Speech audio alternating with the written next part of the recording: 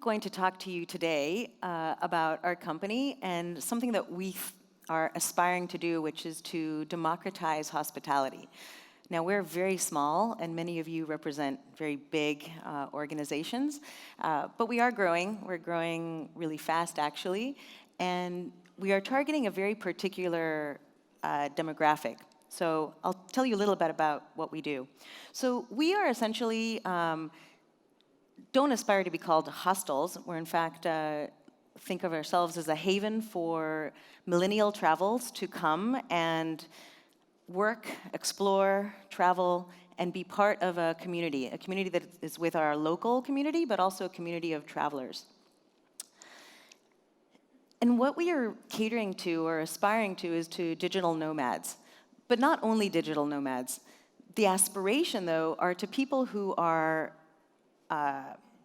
working remotely, usually through digital channels. They are also probably in an age demographic that are millennials, of which there are now 80 million people from age 20 to 35. And we are watching as they enter the workforce. About 50% of them are in the workforce right now. And it's an interesting trend for a group of people that don't look at career trajectory and income and titles, but are more interested in impact and community and experience. And we're catering to that need. So right now, according to demographic statistics, about 40% of the US work remotely, and probably not necessarily travel extensively, but it's a pretty large number. And of this millennial population, we feel that with the inflection point of the way that technology is going, and this young group of people that are looking for a way to travel, work, and actually combine the two of those together. So that's the demographic that we're catering to. So what's kind of democratic about it? So the first thing that we aspire to do is offer different kinds of rooms. So whether you're coming and you're staying in a hammock, a tent, a dorm room, or a boutique-style kind of more luxury room, so whether you're spending $30 a night or $300 a night, which is our range basically, you get to share in the experience of the hotel in the same way. There's no VIP lounge, there's no club floor. There's nothing special to anyone who pays $300 as opposed to the $30.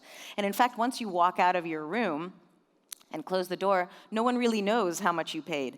And we feel that this actually speaks to this demographic where it's more important to be cool and interesting and have something to share with the world than to be affluent and have a lot of money. So one of the things that happens in our hotel is we do have restaurants and bars, and in fact we call our bars playground, and they're places where a lot of the local community comes, and really, really fun, live music, great parties. But we also have in each of our properties communal kitchens where people come, and anyone, whether the $300 room night or the $30, can come and cook a dinner if they feel like it. Because some of our guests stay with us for a night, and some of them stay for months on end. So they can cook in the kitchen, bring their food, store it in the refrigerator, hopefully clean up after themselves, which is, probably happens less than it should. But definitely that community spirit. We also have a cinema room in each of our locations, and importantly, we have a co-work. So our co-work locations have high connectivity, which from our research, we realize a lot of our guests would rather have high connectivity than warm showers. And so we cater to that demographic of wanting to give the option of working and surfing and doing whatever else you do in our locations, whether they're urban locations or remote jungle locations or our beach locations where we have a lot of focus on surf, which you'll be hearing about from your next speaker. We have surf programs and surf schools, and it is a big part of the experience because, again, we're offering an experience to people, much less than just a place to put their head at night. And one of our locations actually also has a recording studio, and this speaks to a big part of what we also care about, which is music. So music for Selina is first of all, highly curated playlists so that wherever you are in our property, you're listening to really cool music that someone has been very thoughtful about, that again speaks to this age group and to a lot of local artists. So we also create our playlist not only on what's trending, but also what is local and giving an opportunity for artists in our community to come and be heard. And in addition to that, we have live music shows. So right now, in our 24 properties in 7 countries, we have 200 shows a month. And as we grow, and we're planning on growing very ambitiously, by the end of the year, we plan to have 500 live music shows in our properties each month. And this year, we also kicked off the Selina International Music Summit, which was a music business conference where we brought in executives from leading music industry, from the music industry to come to Medellin, our urban location in Medellin, Colombia. And then we invited Colombian local musicians to come and play. So by day, there was panels, networking sessions like these. And by night, and sprinkled throughout the day, live music shows. So we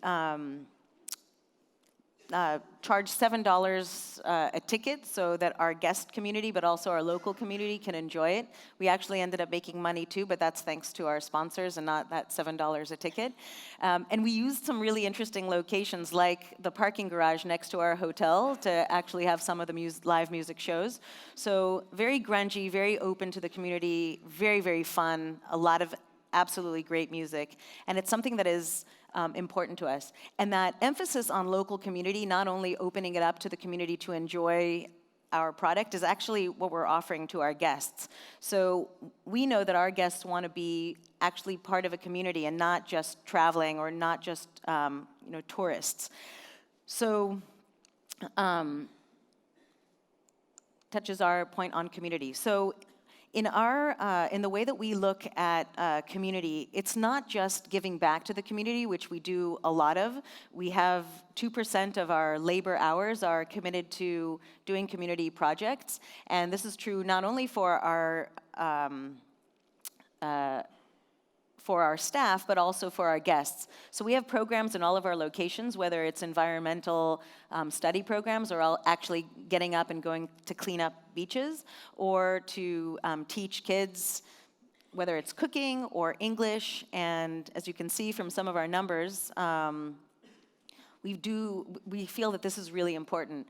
But not only is it a gives back program, a kind of like a corporate responsibility issue, it's much more ingrained in what we're offering the guests at our locations. So it's to interact with local community, and we do everything that we can in order to bring the community in. So the music is one way, and what we offer in our playground is another. And our aspiration is to have our guests interacting with the local community in a way that everyone kind of feels at home. So the community piece is a very, very big part of the experience. We also aspire to hire people in the local community to work in our properties. And what we look to do is have people that are kind of cool and influencers in the community come and work for Selina, so that they then are able to bring their friends and make it more of a kind of, like a members club where you actually don't have a membership. You just get to come whenever you want. That's kind of the breadth of how we look at being democratic. We have now 24 properties and are expanding to Europe and the US. In fact, our first property in Europe will be in Porto, and in the next few months we're also opening a property in Miami. And most of our properties right now are in Central America, in Ecuador, Panama, Costa Rica, Mexico, Nicaragua, and Guatemala, but we are spanning out to South America as well, and are opening a property in Lima, in Argentina, and are setting up offices in Brazil. So, and are also kind of looking at New Zealand. So we have a lot to do with our very big fundraise, and that is our look at democratizing and being open to a community of travelers that are not necessarily on vacation and definitely not tourists, but they want to explore, work, and see the world in a really open and in a way that we feel caters to that group, to that growing group. Thank you.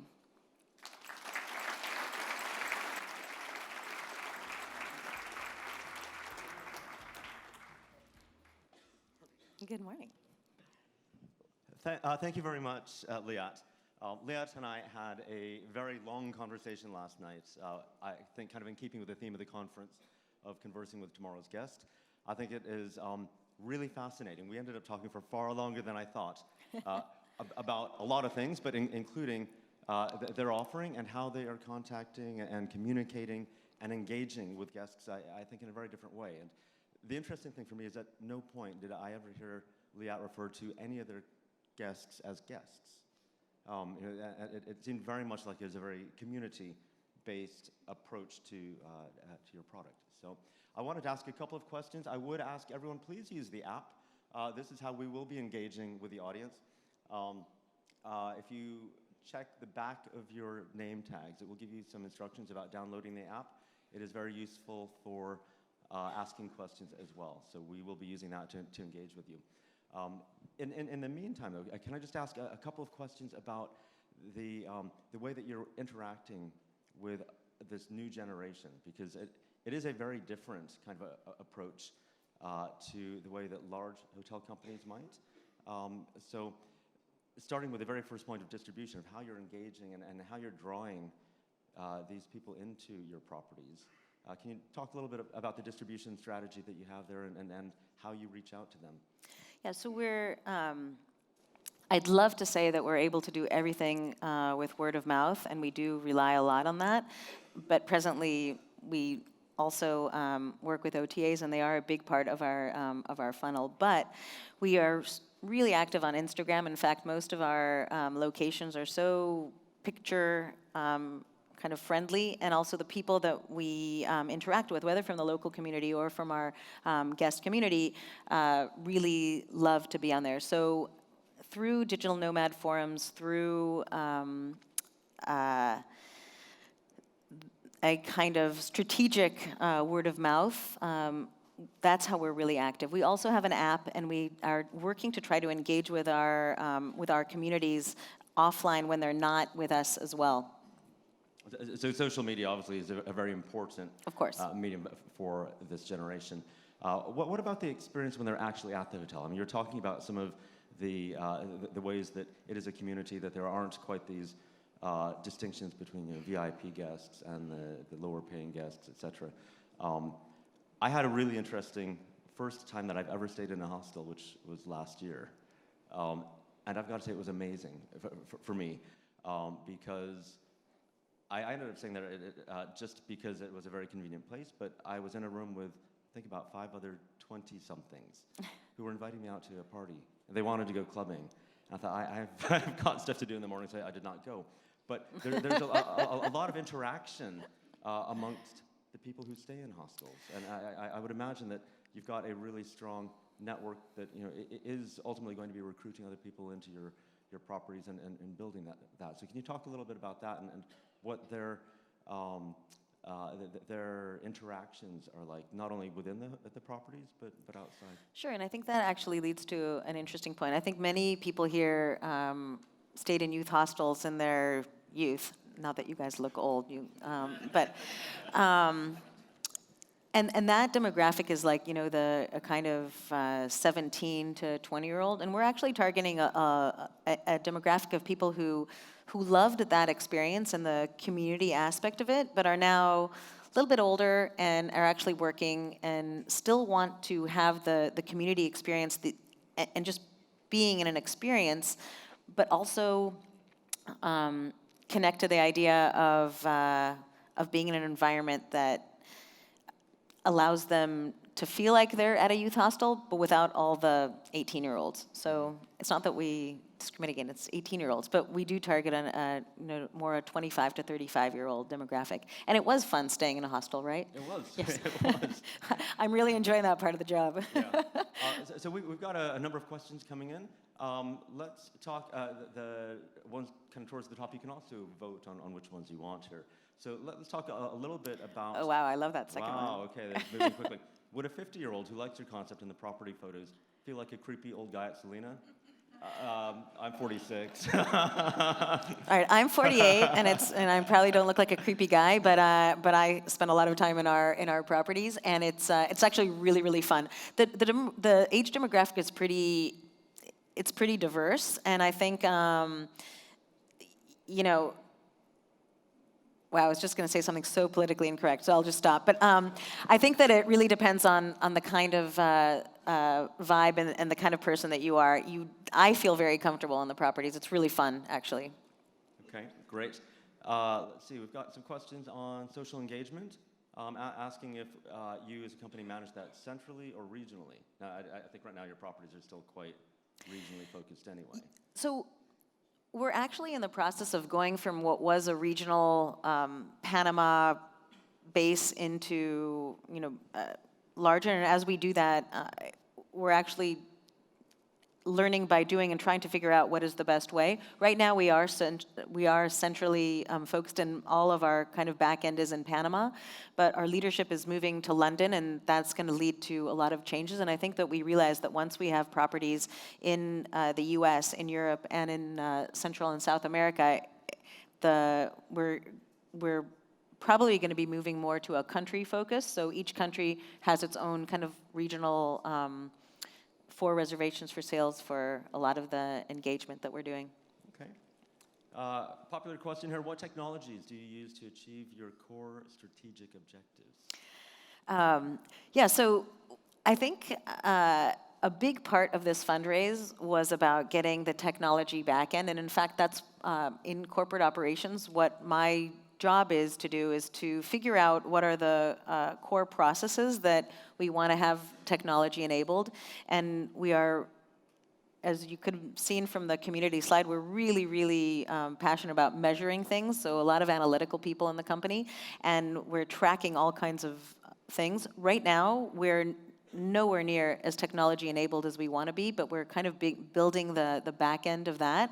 And we've opened a tech office in Tel Aviv, which is targeted to be 40 people by the end of this year. Right now, in the last 6 months, we've hired 12 people. So right now, our tech team is 20 people, but we'll be 40 by the end of the year. And we do expect to be very technology back-ended. And Israel is a great place to be for that, because there are a lot of technology solutions, back-end solutions there, and we want to integrate some, build our own, tap into that talent. Excellent. Okay, now coming back to a question that came up earlier, I think it's one of the very first ones. How is this fundamentally different to a hostel? And we have a little bit of an issue with that. When we get articles that say that we're hostels, we're kind of like, oh, no, we're not a hostel. So we are a hostel in a way, but I think what we offer is a much broader experience. So, and there are others in the market that are doing this as well. I think we didn't, make this idea up, and we're not the only ones doing this. I think the idea of creating an experience where you pay for what you can afford, but your experience is open to everyone is something that a lot of other groups are thinking about. And I think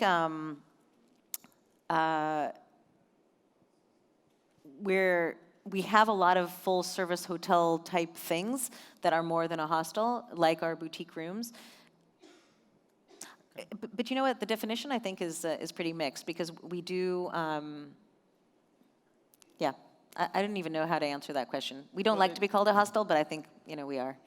I think if you compare both the property itself, but what is happening on property, it seems like there's a difference there, because it is more kind of community and engaging than other properties, perhaps. So speaking of other properties, I know you're talking about growth in the company.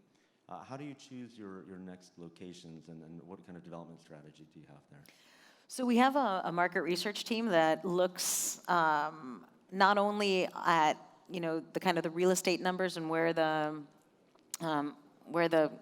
lucrative leases are, but we also have an experience team, a real estate concept team that goes out and scouts locations and figure out where are the cool neighborhoods, what are the up and coming areas. Most of our locations wouldn't be in like prime, middle of the center. We'd be kind of off to the end where a lot of artists are and a lot of like up and coming neighborhoods. Excellent. Well, I think we're about out of time. Thank you very much for the presentation and for sharing that, and thank you to the audience for the great questions. Thank you.